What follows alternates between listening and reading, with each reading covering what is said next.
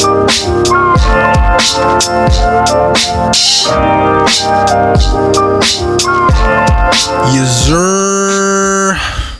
outs to the intro. Welcome to Rich Talks, podcast where we do music commentary, cultural commentary, deep dives, and just interesting topics in general. I'm your host, Unk, aka Ree. Now let's get into it. I know I've been on break for a while, y'all. It's been a busy month. It's been quite busy, but let's get back to the nitty gritty, y'all. So y'all ever had like a random song just like stuck in your head, like even though it's just a song from like a controversial artist, I'll say, like to the point where you're kind of playing the song on repeat or often listening and you don't really like realize that you're playing this song constantly. It happened to me, obviously. Why else would I bring this up? Like I caught myself listening to one particular song. And it's by it's a song by the Diddler. I know, wow. On that R&B album that he dropped, the Love album. And I don't know why, man, but just everything about the song to me just like it fits perfectly. Like the beat, the way the beat and the hook go together, like the hook from the artist, what's her name? Josie. Is it Josie or Jazzy? Her name is spelled Jozzzy. I don't even really know how to pronounce that. I don't know if it's Josie or Jazzy, but whatever. The song itself, it's called Homecoming. If anyone was interested, I know it's a song by the Diddler, but it's a good song, y'all. Like I don't know, cause like like when we really listen to like music, we're trying to like. We're doing several things, like we're looking to understand its intent. We're looking to understand what is the song's purpose. We're listening to like feel something from the song, anything at all. And you realize the deeper feeling, like basically, because there's usually like there's a deeper feeling that comes attached to like a song that you actually like I don't know, because like some songs, like when a song has like a really deep meaning to it, and it has a deep meaning, like a deeper message, the song just seems better, I guess, to the listener. It's almost like watching a movie and you kind of like can relate to the character, so you kind of enjoy it more because like you're seeing something that you relate to in it, and like because everyone has felt pain, right? Or sadness, obviously, at some point in their life. And that's why you see like songs about like blues or pain or hardship. Those are the ones that people kind of tend to feel the most, because it's something you can't, I don't know, it's something you can always relate to, essentially. Like happiness, it tends to be like a fleeting thing. Like pop music you can associate with happiness, right? But like songs about pain or loss, or because the song about pain or loss, it's something that everyone can feel more rather than like songs about happiness, right? Everyone's been through something, so they kind of feel that emotion more because it's a deeper feeling to it. It's odd because that got me thinking about like how much an influence music actually plays in our daily lives and stuff. Like, I remember years ago, back when I was dating this girl, and it happened to be like around the time that Nas released his which one? What was it called? The one where he's like in a white suit, kind of. Life is Good. Yeah. The album was called Life is Good, and it was like from 2012. And at the time, he was like kind of going through his divorce with his now ex-wife, Khalees. Shout outs to Khalees too, by the way. Like, her milkshakes definitely brought all the boys to the yard. Damn right. And me being a huge Nas fan, like since his inception, since I started listening to Nas, I've been a Nas fan. Like, I'd say I personally have Nas in my top 3 of all time rappers, by the way. I mean, like, I didn't really think anything of it at the time. I just wanted to like support one of my favorite artists, but in hindsight, listening back to it now, like there was like this one particular track on the album, and it was called "Bye Baby," right? Where Nas is essentially like rapping about him and Khalees's relationship ending, and at the time, I didn't really realize it, but I kind of kept playing this song, like this particular song, more than any of the other songs on the album. And my girl at the time, she kept bringing it up at one point. She was like, one day she was like, "Yo, why do you play this song so much?" And you know, in hindsight, now it sounds like it was some kind of a little bit of maybe self-fulfilling prophecy or something like that. Like maybe I subconsciously implanted the idea that there was going to be an eventual limit to that relationship or something to that regard. I'm not saying that the song actually had any influence in the end, in terms of like the end of that relationship, but it's possible on a subconscious level. Maybe I didn't realize at the time that maybe I was warning myself. Like, I don't know. Like, I'm the type of person that kind of reads deep into things like after the fact, and then try to see the patterns and be like, maybe that was me telling myself something at the time. Like, you know, just I'm weird. I don't know. There was definitely other telltale signs at the time that obviously things wouldn't last in that relationship. Like for example, like if I'm just being honest now, like let me just preface this with, I'm not knocking anyone who actually believes in it, but she really had like a strange level of obsession with like superstition, where she would say never buy anyone. Like she specifically told me, I remember she specifically would tell me, never buy her shoes unless you want her to walk out of my life, or some nonsensical shit about don't buy people's shoes unless you want them to walk out of your life, or some dumb shit like that. I don't know. It's weird. Or actually, I think another possible reason to that sparked the ending of that relationship, I think this was a little bit more glaring than the whole superstition bullshit. Like the fact that, okay, this is a little weird. Like, how about the fact that when we started dating seriously, instead of like visions of like what our future together would look like, I was a little more fixated on the thought of when it would end. Yeah, I mean, like maybe chalk it up to like being young and inexperienced, but I really don't think that was a good sign of a relationship that's actually built to last, you know? Because I think me and her at the time just had simply maybe built a house of infatuation, thinking that it was actually more than what it ended up being, right? And again, we were young, so it's like, I don't care.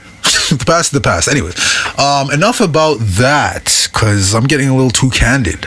Back to the music topic, guys. Like, what the hell? So the other day, after having this personal revelation about the Diddler music being on repeat, I kind of started thinking to myself, is it possible that we tend to like consume certain types of music in the form of a vice?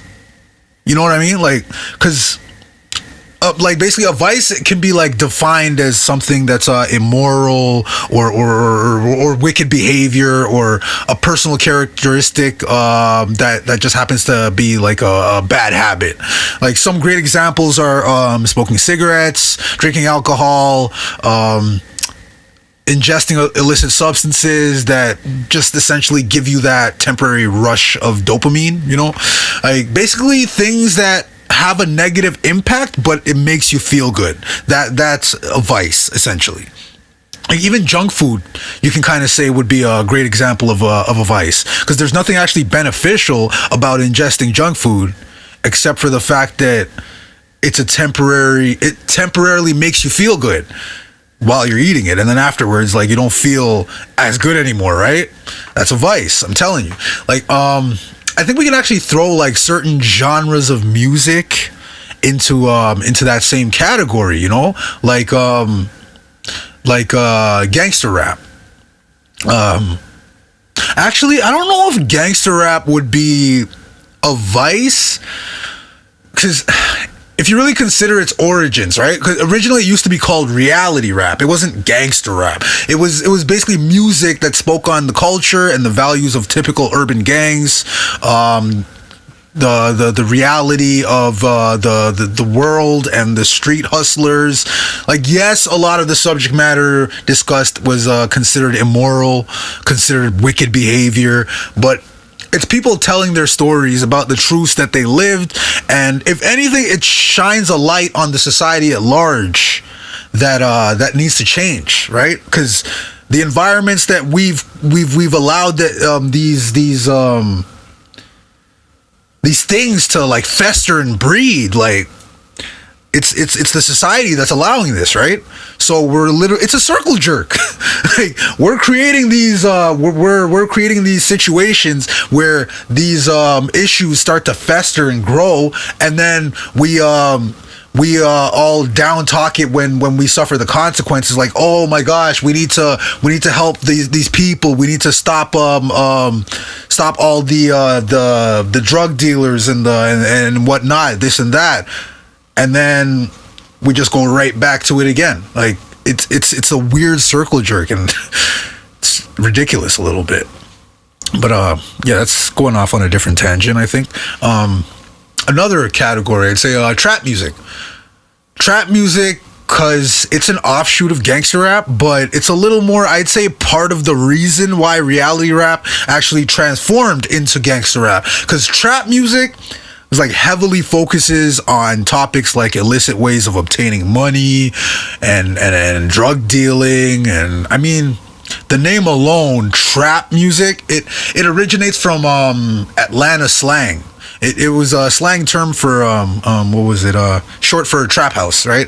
Trap house, which is basically a house that was exclusively used for selling drugs and drug related instances.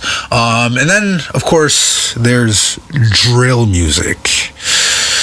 Oh boy, drill music absolutely is a vice, because it originating in Southside Chicago, drill rap is exclusively focused on the uncensored and unfiltered violence and brutality of the streets. And it's oftentimes they're like taunting their enemies and disrespecting the deceased, like crazy. Like, and a lot of these people that drill rappers are just like making jokes and clowning. Like, a lot of these people that they make these hit songs about, that they put on songs and say, I'm smoking on this guy, I'm smoking on that guy. These were teenagers. These were like teenagers and young adults. Like, you're making hit songs out of deceased teenagers that barely even lived a life. You know, that's a vice, man. Because, like, you know how we like back in before TV times, I guess, like back in ancient times, we still had a penchant for watching violent acts and enjoying violence. Like, the Gladiator games is always a great example. It's always a go-to example, because what was the benefit of literally having somebody in the middle of the ring battling other people to the death, or battling freaking animals? Like, imagine throwing a guy in there and then having him like, yo, you gotta fight this lion, this tiger, and this bear at the same time. What is the purpose of that? But then you could say the same thing about like the movies that we produce, like the violent movies and whatnot. These are vices, right? Because it gives us a temporary feeling of dopamine, because we're entertained by what we're seeing. But we know that there's nothing, like, we know what we're watching is like, it's immoral or it's wicked or it's just horrible. Like, it's not good. There's nothing really beneficial to it except for temporarily giving us a dopamine hit, you know? But what do y'all think? Like, I think I went a little too off on a tangent on that one. Like, what do y'all think? Like, let me know what y'all think of that. Like, I personally will say, if any genre of music should be considered a vice, it would have to be drill music. Anything else you can kind of make, no, drill and trap music. Like anything else you can kind of make an argument or an excuse for, but not for drill or trap. Like there's no saving quality to it other than I'm temporarily entertained by the music, you know? Anyways, moving on. All right. So today, the topic I really wanted to discuss, you know what? Before that, I think it's time we had like a conversation about, I think it's about time to find some like real help for our brother Kanye West, man. Like, what is going on with this man, to be honest? Like, I didn't even want to bring up Kanye in this manner, considering his birthday just passed. Like, this is June, guys. This is Gemini season. Like, I'm bringing up Kanye in a negative manner. This is so bad, but it needs to be brought up because this is a cry for help. Like, this sounds like it's a cry for help, man. Like, shout outs to Kanye, but man, if y'all haven't heard it yet, Kanye is currently being sued by a former executive assistant of his for sexual harassment, breach of contract, and wrongful termination. Yeah. So in the lawsuit, the woman alleges that Kanye sent her explicit and wild text messages and also performed sexual acts on himself while he was like on the phone with her. So he was basically, okay, oh my god, he was jerking off while he was on the phone with her. Yeah, wow. The woman claims that she was fired in 2022, and but she was offered a $3 million severance package at the time, which to this day still has never been paid. Hence the lawsuit, I guess, right? But according to the court documents she filed, she had met Kanye West back in 2021, and at the time she was supporting herself via doing OnlyFans. I have nothing to say about that. Like, hey, however you get your money, you get your money. All right, I'm not gonna knock anybody for the way that they get their money, unless it's actually detrimental to other people. But Kanye initially hired her to work on season 1 of the Yeezy women's fashion line, and she also stated that they ended up collaborating on 3 tracks from his Donda album, but she wasn't credited on any of the songs about that at all, which I don't know why, but I just feel like I gotta call cap on that, because like I don't have an actual reason as to why I'm calling cap on it, but like generally Kanye he tends to credit people when he works with them, or like gives them some kind of credit in some manner. Like, if you were doing OnlyFans, like, shouldn't you have like used that to like support your own music career? Like, what were you doing? Like, I don't know anything about this girl other than she did OnlyFans and now she's suing Kanye West. Like, yeah. Anyways, Kanye then hired her to be his personal assistant with a yearly salary of $1 million. It's crazy, but it was on the condition that she be available 24/7. Quote unquote. Kanye, come on, right? Like, really, if you really needed somebody to assist you on a 24/7 basis, you have the money. I'm pretty sure maybe you can actually get like some AI Jarvis, Jeeves Butler type thing. Like, you're friends with Elon Musk, he could probably build you one. Like, it's humanly impossible for someone to be available 24/7, sir. I don't care if you're paying them $1 million a year. Fuck. Anyways, further in the lawsuit, the woman reports that Kanye was originally fine with her doing OnlyFans on the side. However, in 2022, Kanye suddenly changed his tune and allegedly told the woman that she needed to be godlike. What does that even mean? Maybe they meant church-like, because like, what is godlike? how can you be godlike? I know you can be church-like. Whatever, man. Like, anyway, he told her to delete her OnlyFans account, and in exchange, he would raise her salary to $2 million a year. Like, cool. This sounds like a great boss, right? But after she closed the account, she claims that she started being bombarded with explicit text messages from Kanye and prawn videos, and some of the text messages. I'm gonna blank out some of the words because it just sounds nasty. Like, what is he saying? Okay, so some of the text that read, see, my problem is I be wanting to blank, but then after I blank, I want a girl to tell me how hard they've been blanked while I'm blanking them. Then I want her to cheat on me. You're nasty. What? What? Nah, what? Oh, wait. That last line. He said, then I want her to cheat on me. Nah. Yo. I think the wildest text message is definitely the one that read,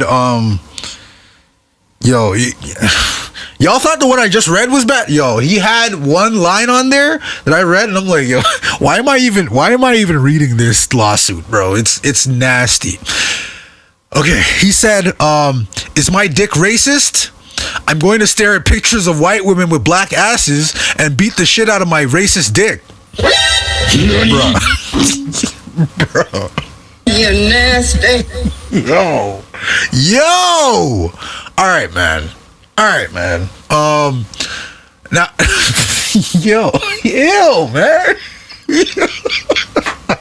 All right. Now here's where the lawsuit gets even more wild. Like, she also claims that Kanye insinuated that he was masturbating while talking to her on the phone. And yeah, right. See, hey, yo.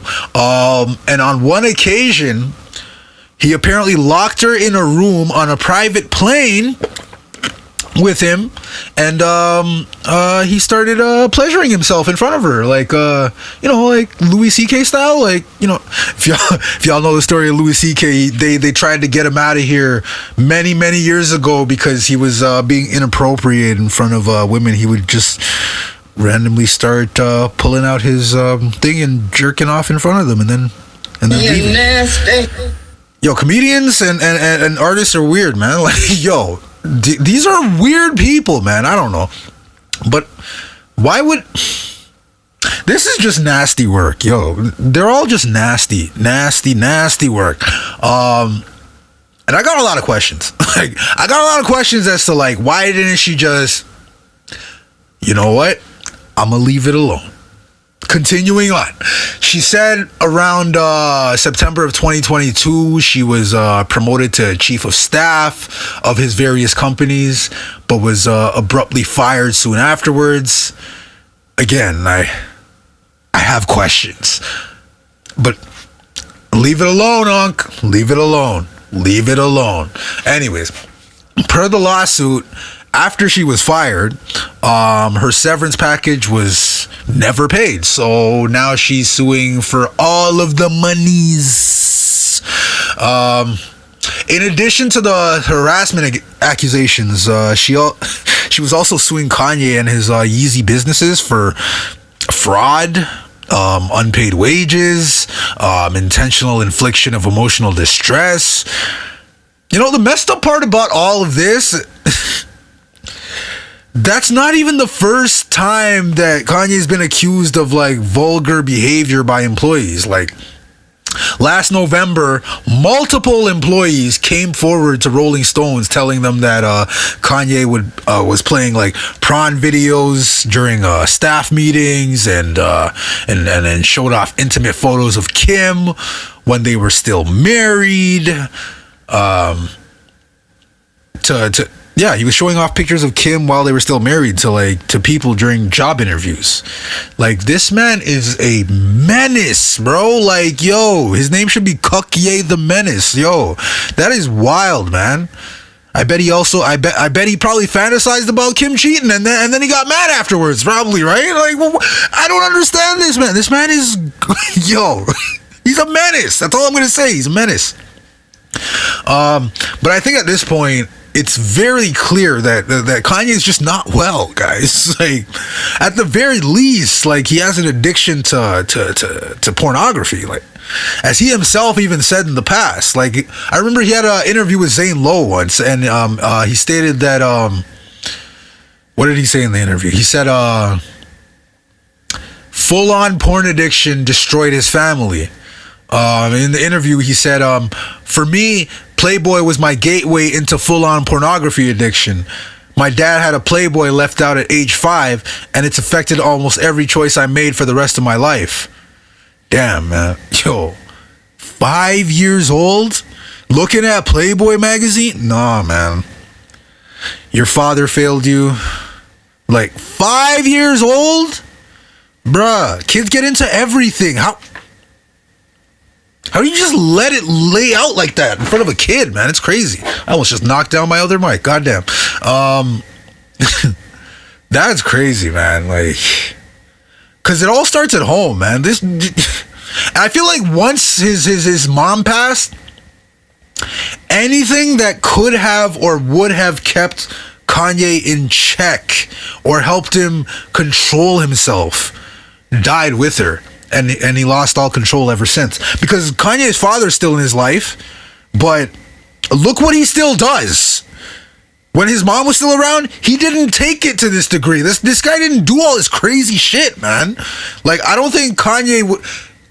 This might be a hot take, but I don't even think Kanye would have married Kim if his mom was still alive. Like, Dr. Donda West was super pro-black, and I don't think she would have ever let her son go down the path of the prawn star like he did. Like, Kanye is essentially trying to make himself a prawn star is what I think he is. Like, if you really think about it, I feel like Dr. West died the hero only for her son to live long enough to see himself become the villain that he used to fight against. It's like, but that's just me. That's just me. That's just me. Because, like, speaking of pro-black, it's actually crazy to even hear about this, right? But this is actually crazy. Kanye already had 2 other lawsuits that he was dealing with before this one kicked in, and it relates to racial discrimination against his own people, man. This is very saddening, man. Like, a former security guard that worked at his now closed Donda Academy basically accused Kanye of racial discrimination and harassment. And in the lawsuit, the former security officer claimed that Kanye wanted to install a jail in his school to cage students. He had on one incident, he threatened to punch that security guard officer during one of his temper tantrums. And apparently he gave noticeable preferential treatment to his white employees over his other ones. Yo, Dr. West would be so disappointed in you, Kanye. But man, all I know is I miss the old Kanye. Like, I think we all do. Like, it's funny because he's literally become that which the old Kanye absolutely despised. Like, remember the infamous George Bush doesn't care about black people line that he said on national TV of all places during like the Hurricane Katrina telethon when everybody was watching the telethon? Like, come on, man. And now it feels like the script got flipped and Kanye's just... Now it's Kanye West doesn't care about black people or Jews, apparently. Like, but apparently he loves a certain Nazi dictator. Yeesh.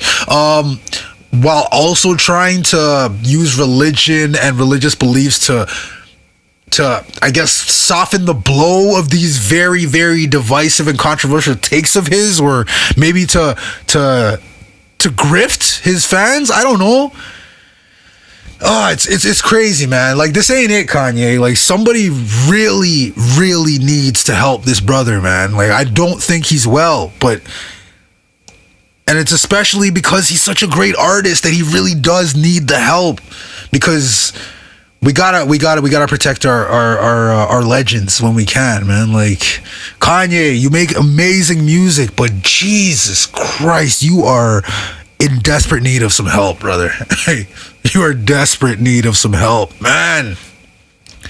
Like, man, holy. Where was I?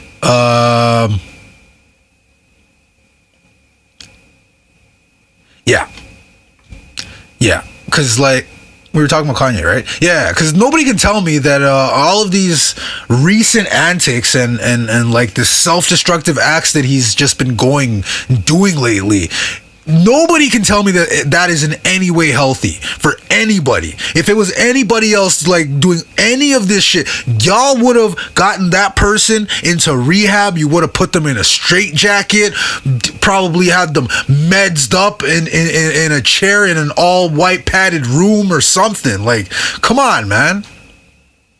It's crazy, man. Like, yo, actually, you know what?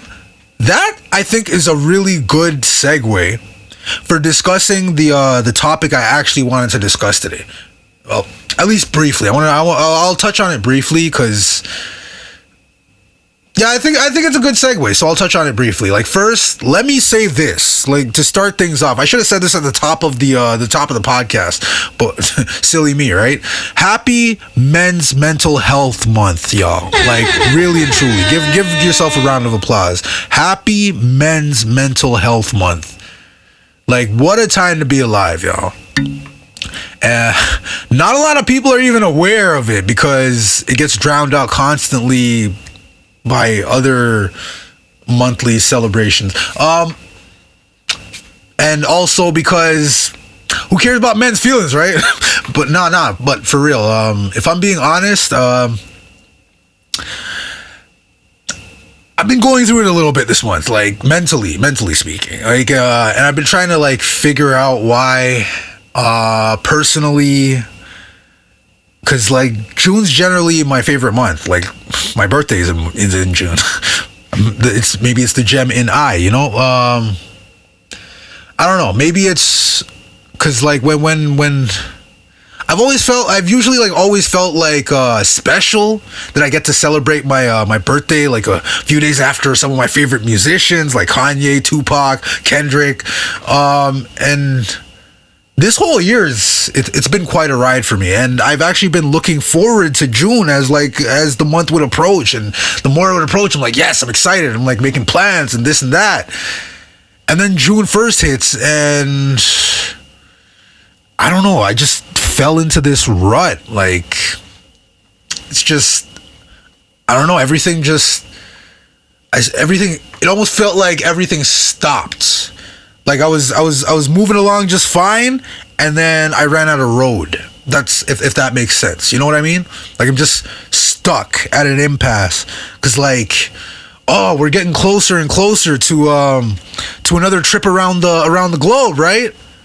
Maybe that's what it is. Like, maybe it's like some kind of birthday blues or something, like, you know, because generally I don't ever feel that, and it was a little bit strange, you know, because this year, like, there's definitely been a lot of downs, but then there's been a lot more ups, like super up. Like, the podcast has been amazing. Like, it's changed my thought process, the way I converse with people, like all kinds of things, right? And it's even changed my moods and whatnot. But I don't know. I feel like there was this wave of lethargy almost that just hit me. Like, I started procrastinating more on some things, and the more I thought about what the problem is, the more I felt like I was falling into a funk that I just couldn't get out of. Maybe that's part of the reason why I was so delayed in dropping an episode for a while, but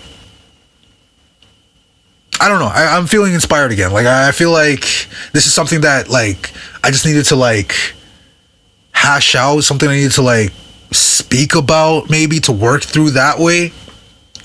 And I don't know. I've been working my way back into it. At least I was until like about a week ago. Yeah. So about a week before I celebrate my birthday, my family received news that my grandmother passed away, and I don't know, man. I don't feel right about like celebrating anymore. You know what I mean? Like it's so ironic because like every time that I talk to my mom, like she would always tell me like, "Hey, your grandma wants to see you." And silly me, and in my head, like I always just assumed like I had more time, like. But it really hit me this year because, like, at the top of the year, I literally, like, promised myself. Like, I literally made a promise to myself to finally plan a trip back home to see her again, you know? And, like, it hurts because she was kind of my motivation in making those plans. And now she's gone, and like I kind of feel, I feel a little bit like a terrible human being for like how selfish I was thinking, and thinking that I had more time, like because you know there's the part of your brain that like always thinks logically and understands that we're not going to live forever, but then we also have like this other childlike part of our brain when it comes to like our elders, and where we kind of just sort of unconsciously like just maybe assume that they're gonna be around for a while, then you can always go see them tomorrow or go see them next week or maybe next month or next year even, and then poof. And then they're gone, and then you're just sitting there like cross-legged with a bowl of regret in your lap, and it just fills with tears and thoughts of what you should have done and what you could have done before they left.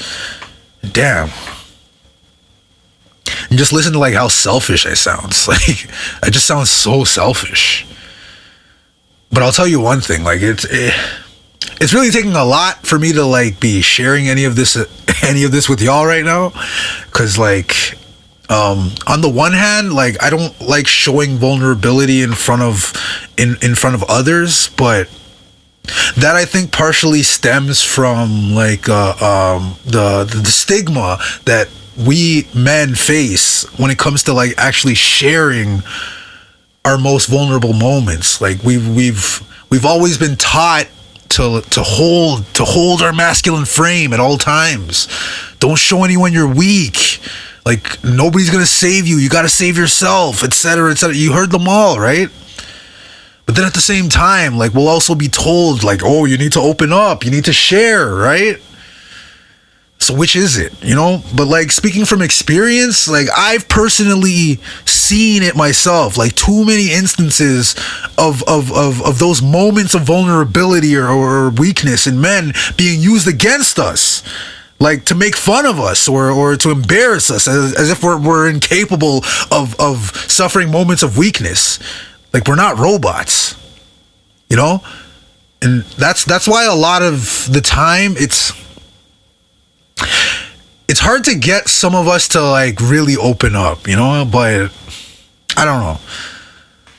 Sometimes I feel like I'm dishing out great advice, but never actually like really listen to myself, you know?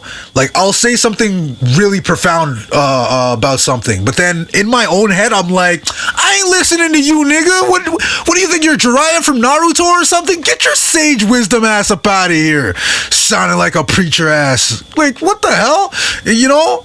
But, nah, on a serious note, like, I don't know. Like, it's hard to like work out a conversation like this with yourself, you know, honestly. And maybe this is a conversation that would be better had like with a guest or two, because there's really a lot that we can unpack from a discussion about men's mental health, right? And the reasons why we don't really open up or share how we feel more often. Like, yeah, you know, you know what? I definitely like to like get a guest on this one. Like this is obviously it's an interesting topic. It's not about music, but it's an interesting topic, and I don't know. I feel like this would be like a really good discussion. Like, and I don't want to sound like an echo chamber. I'm just talking to a fucking camera, like, you know. Because I was like ready to drop all kinds of like stats and stuff about like, oh, this is what men are suffering from, this and that. But like, nah, you know, I think this is more like a conversation that needs more respect than that, and just dropping random stats, cold facts. Like, nah, this needs to be like a real open discussion, you know? Like, I don't want to feel like I'm talking at y'all. You know what I'm saying? Like, I want to talk to y'all, you know? Like, I want there to be an actual back and forth there in that manner. So, hey, just putting it out there. But if you're interested in being a guest on the podcast, please don't hesitate to reach out. Like, hit me up on Instagram at richtalks_media. That's RICHTALKS_media, MEDIA. Or you can send me an email at richtalkspod@gmail.com. I don't know, like, let's just have the conversation, you know? Like, I promise I'll be nice. I promise. All right, man. That's it. That's all.